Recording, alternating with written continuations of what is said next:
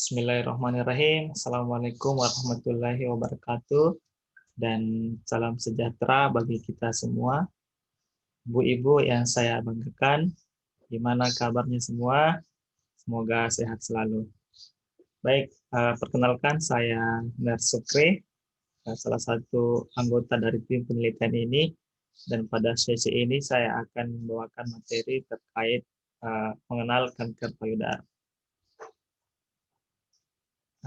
Kanker payudara juga ini sering disebut dengan CA-MAMAE atau breast cancer, ya.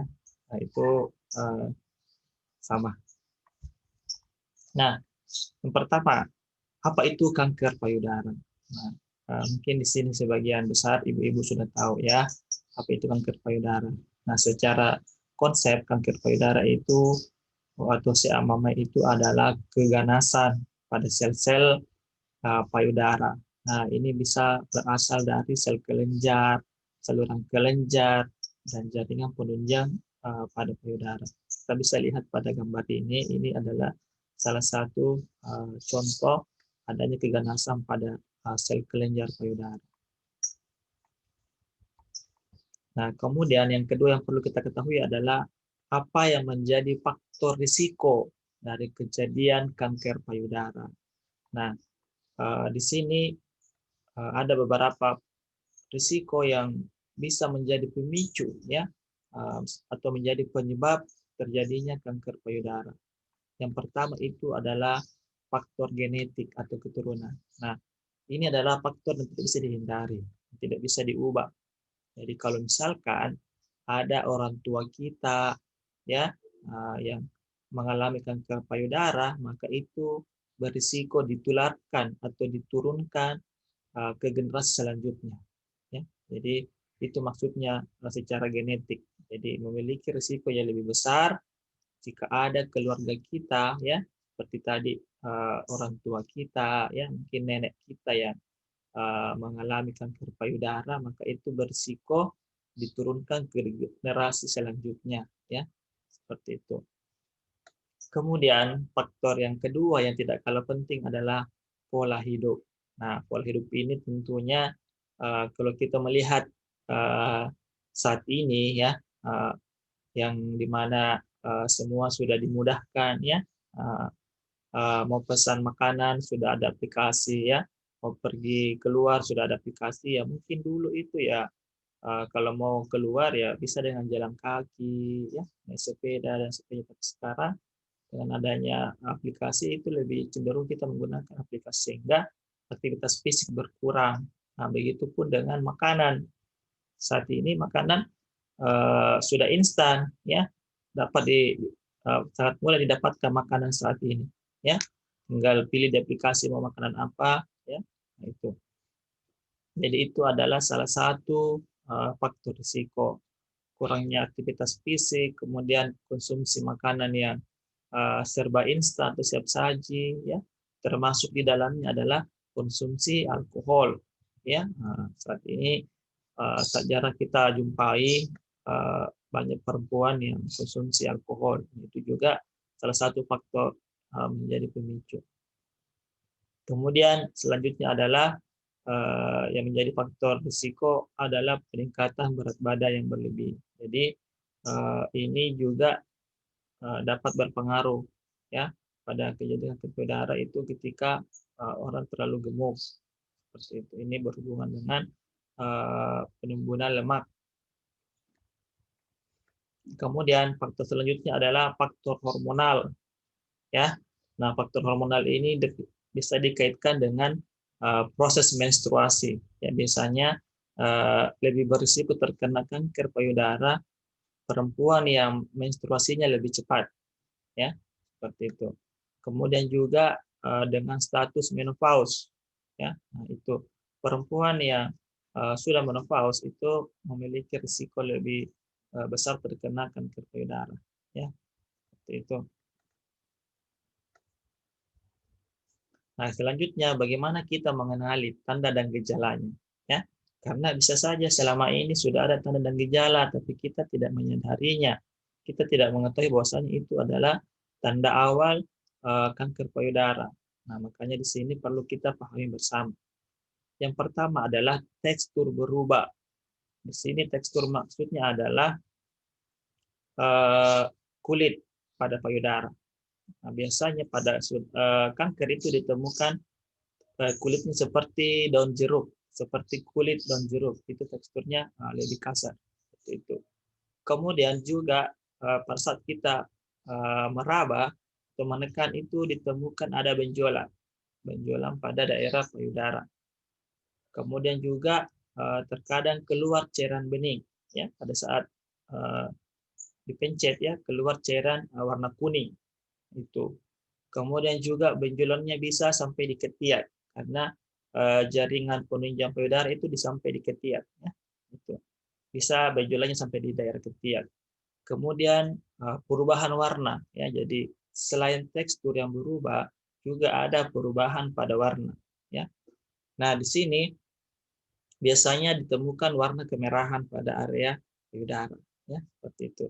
Kemudian juga bentuk puting, ya. Nah, bentuk puting yang berubah, biasanya ini putingnya tertarik ke dalam, ya, seperti itu. Kemudian juga bahkan sering ditemukan pasien kanker payudara itu bukan lagi cairan kuning yang keluar, tapi sudah darah. Nah, ini biasanya ditemukan pada kasus-kasus yang sudah stadium lanjut, ya. Seperti itu, bahkan sudah luka, ya, biasanya sudah ada luka. Kemudian juga ya terdapat lesung, ya, atau cekukan pada daerah payudara. Nah, ini juga biasanya ditemukan pada kasus-kasus yang sudah ada luka pada daerah payudara. Seperti itu. Nah, selanjutnya bagaimana cara penanganannya atau penata laksanaannya? Ya, yang pertama adalah dengan cara biopsi. Nah, biopsi itu artinya mengambil sampel dari jaringan payudara, kemudian dilakukan pemeriksaan di laboratorium untuk mengetahui apakah jaringan ini sudah mengarah ke ganasan, ya, ataukah masih sebatas tumor, ya, atau benjolan biasa seperti itu. Nah, kemudian selanjutnya adalah pembedahan. Nah, pembedahan ini merupakan penanganan yang paling umum, ya, dilakukan pada kanker payudara. Tapi kita melihat dulu ukurannya. Apakah ini bisa langsung dilakukan pembedahan atau pengangkatan, ataukah perlu dulu treatment seperti dengan pengobatan, ya, seperti itu. Kemudian selanjutnya adalah dengan kemoterapi. Nah, ini juga kemoterapi adalah terapi yang paling umum, ya, modalitas dari kanker payudara. Nah, kemoterapi itu menggunakan obat-obatan, ya, menggunakan obat-obatan dari bahan kimia untuk menekan, ya, atau mematikan dari sel-sel kanker tadi, seperti itu. Kemudian selanjutnya adalah radioterapi, ya. Nah, ini radioterapi menggunakan gelombang, ya, menggunakan gelombang radio, ya, gelombang khusus untuk sama tadi bagaimana bisa menekan pertumbuhan sel-sel kanker, ya, seperti itu. Jadi ini juga menggunakan alat khusus, ya, dilakukan di rumah sakit yang sudah ada alatnya, seperti itu. Nah, selanjutnya bagaimana dengan pencegahannya? Ya, jadi tidak ada yang lebih baik selain pencegahan, ya. Jadi harapannya adalah sebisa mungkin kita masih bisa melakukan pencegahan, ya, pencegahan, terutama pencegahan terhadap faktor risiko yang bisa diubah, ya. Jadi memang ada faktor risiko yang tidak bisa diubah seperti tadi usia, kemudian genetik, kemudian status menopause, itu tidak bisa hindari, tidak bisa diubah. Tapi ada faktor yang bisa kita ubah atau perbaiki sehingga tidak terjadi kanker payudara atau risikonya diminimalkan, ya. Sebisa mungkin diminimalkan. Nah, yang pertama itu adalah menghindari makanan yang mengandung lemak jenuh.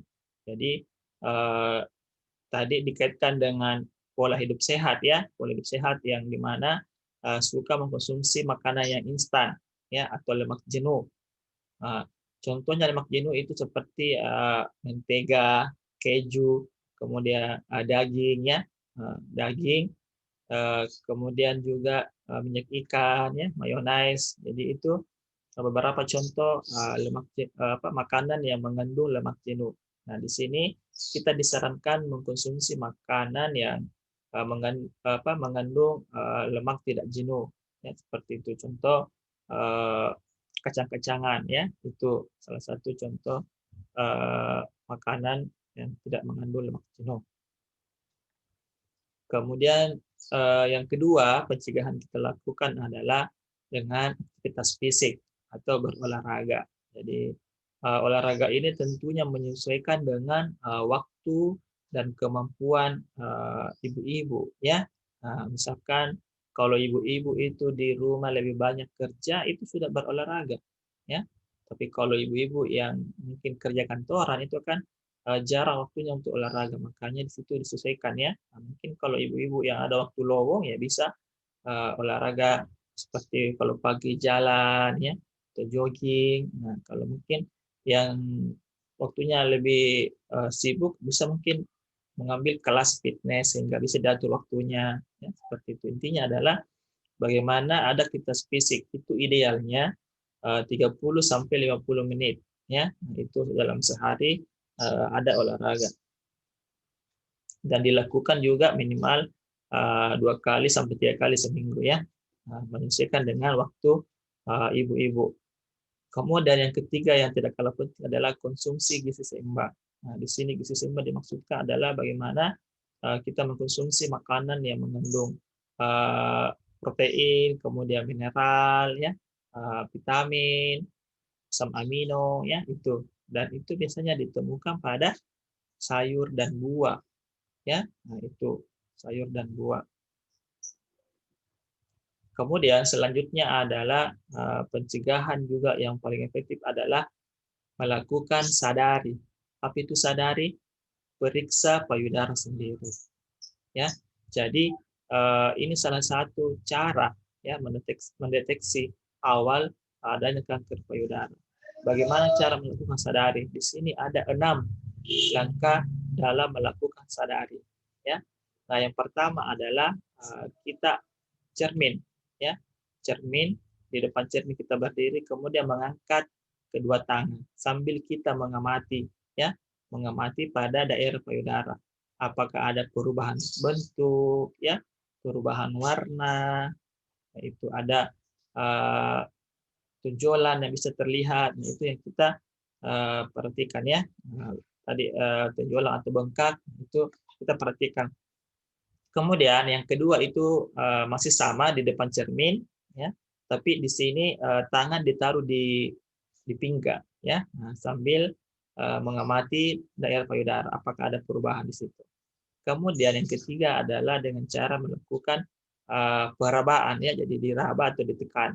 Nah, caranya itu dilakukan dari atas ke bawah, ya. Kemudian kita rasakan apakah ada benjolan, ada perubahan tekstur. Nah, itu kita lakukan, ya, pemeriksaannya untuk mendapatkan tadi itu. Kemudian yang keempat itu masih sama, ya, tapi ini caranya dengan cara melingkar, ya, atau sirkuler. Kalau tadi itu dengan cara dari atas ke bawah, ya. Nah, kalau yang keempat ini dengan cara sirkuler atau melingkar, ya. Nah, sama apakah ada benjolan yang dirasakan. Ya. Kemudian yang kelima itu dengan cara menekan, ya, menekan payudara ke arah puting. Nah, di situ kita lihat apakah ada keluar cairan, ya. Nah, atau bagaimana. Nah, kemudian yang terakhir adalah posisi berbaring, ya, posisi berbaring.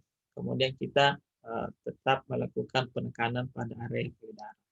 Nah, jadi itu ada 6 langkah cara melakukan pemeriksaan payudara sendiri. Jadi harapannya ketika Anda menemukan kelainan, ya, seperti tadi yang saya sudah jelaskan sebelumnya, ya, tanda dan gejala, maka itu kita harus segera memeriksakan diri, ya. Jangan nanti ada luka, ya, atau benjolannya sudah besar baru kita periksakan diri. Jadi kalau misalkan tadi sudah ada dirasa kenapa perubahan tekstur, perubahan warna, ada benjolan, sebaiknya langsung diperiksakan, ya, seperti itu. Nah, kapan ini dilakukan sadari? Sadari ini sebaiknya dilakukan setiap bulan, ya, rutin setelah menstruasi. Ya, jadi di situ berhubungan dengan hormonal ya, karena pada saat orang haid itu kan ada perubahan hormonal, sehingga setelah haid juga ada, maka di situ waktu yang tepat untuk melakukan pemeriksaan payudara seperti itu. Baik, ibu-ibu yang saya banggakan, demikianlah tadi sekilas ya atau informasi terkait kanker payudara. Mudah-mudahan ini bisa memberikan manfaat kepada kita semua sehingga kejadian kanker payudara bisa ditekan kejadiannya. Ya. Sekali lagi terima kasih kepada Ibu atas perhatiannya dan mudah-mudahan kita bisa semua ya dengan semangat melewati untuk menjalani kondisi ini. Terima kasih. Sekian dari saya. Wabillahi taufiq wal hidayah. Wassalamualaikum warahmatullahi wabarakatuh.